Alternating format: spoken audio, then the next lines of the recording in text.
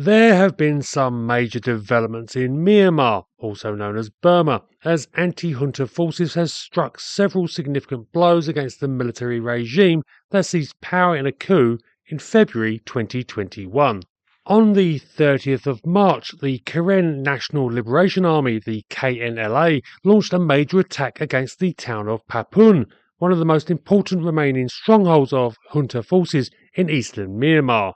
The garrison, composed of 3 battalions, which in real terms translates to around 600 personnel, has been effectively under siege for the last 2 years, reliant on resupply from aircraft.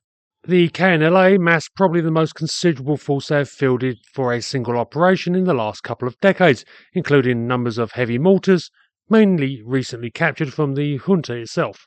Once the attack began, the junta forces swiftly withdrew from the main town and outer perimeter, falling back to a couple of select strongholds, principally the airfield, and relying on air power to try to inflict casualties on the KNLA.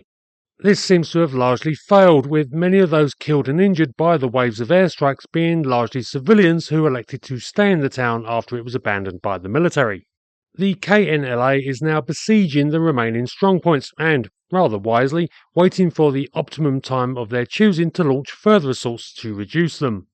The eradication of Hpapun would represent a significant defeat for the junta, as it would remove this critical strongpoint, free up considerable numbers of KNLA and allied PDF forces, and effectively spell the end for other junta fortresses in this area of Karen State, as it would be plain that if Hpapun couldn't hold, neither can they.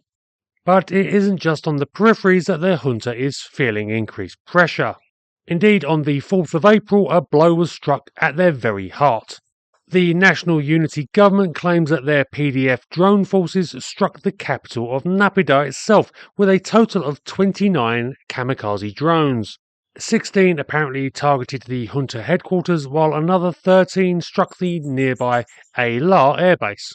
While much attention has been given to developments in drone warfare in the war in Ukraine, less attention has been paid to the interesting efforts of anti-junta drone units, who are now using 3D printers in remote jungle hideouts to mass-produce long-range drones capable of taking the fight to the generals themselves.